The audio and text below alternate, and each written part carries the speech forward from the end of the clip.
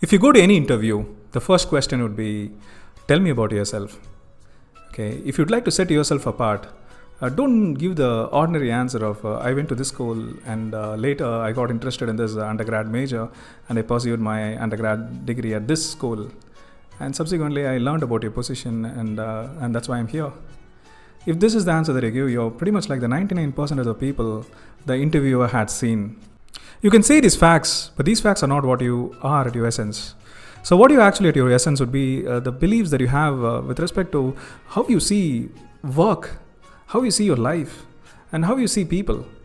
Okay, if you can introduce your perspectives about people, life, and work in your talks with the interviewer, you'll be fascinating to the interviewer, and thereby you will be staying memorable. We as people are always interested in learning about your motivation, about your larger purpose of life, about how the work that you do is going to fit into your larger purpose, the struggles that you confronted, the struggles that you overcame. Okay, all these things would make an interesting narrative for the interviewer. So his attention would be 100% on you. Okay, through these you say whom you are. I'll give an example to help you understand. Let's assume that you are applying for a management consultant role at a firm called Boston Consulting Group, which is one of the highly ranked management consultants in the world. So here the interviewer is asking this question, tell me about yourself. So you take him to the facts of your educational history, the facts of your professional history, and beyond that, introduce your character this way. I'm a kind of person who believes that thoroughness must be a top priority for a professional. So if you say something like this, thoroughness is important, you immediately take me to an episode where you demonstrate your thoroughness. Okay, so maybe you can say that when I was working with my peers, when my peers were urging me to ship the product immediately, just to complete the product, I was insisting that they have to do a perfect work. The mere completion is not what we must be focusing on. When you take the interview through these episodes, then you're saying it. You're saying that you're thorough. And similarly, let's assume that you're a kind of person who is logical. Then take me to an episode where you made a logical decision.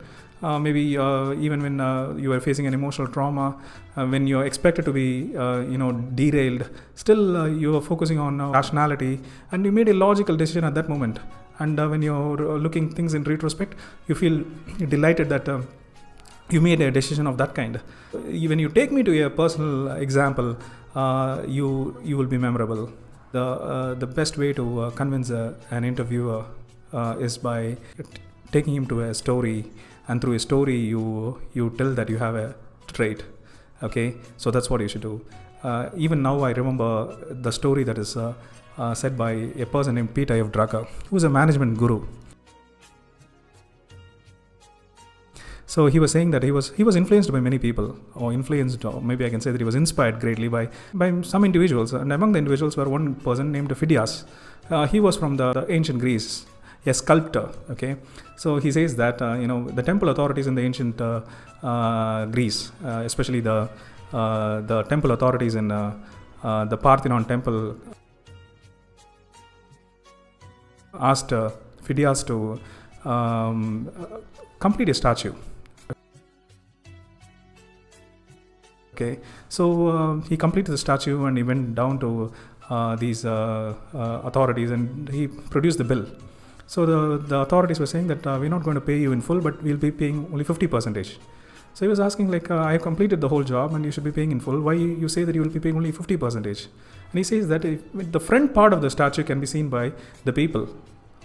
Okay, but the back part cannot be seen by the people because that is facing the sea. So who can see the back part? So the Phidias was saying that the gods can see. Okay, so it talks about the perfection in your work. So even when nobody is watching, the God is actually watching your work. So that's the point that is made with Phidias. And Drucker is relating this work in his book. Okay, so when an example is given, I remember this story of Phidias because it is in the form of a story. Had Drucker said only thoroughness is really important, I value thoroughness, I don't think that I would have remembered this to tell it to you people. Okay, so the point is this: in tell me about yourself question, don't just limit yourself to the facts of your educational and professional history. Okay, convey about your values, about how you see your work, about how you see people, whether you like to work with people or you're a kind of person who likes to work alone. How do you see life? Okay, and how your work is fitting into that larger purpose of life. If you convey all these things, you'll be remembered. You'll always be memorable. Okay, so that's what you should do. Be it a job candidate applying for some positions here, or you are an MBA candidate, being interviewed by Harvard Business School, or the Wharton School, or the Stanford School, or you are a medical residency applicant who is facing the interviewer.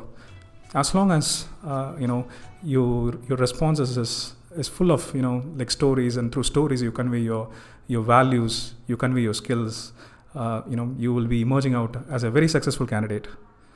Okay, I hope this video is useful to you. Thank you guys.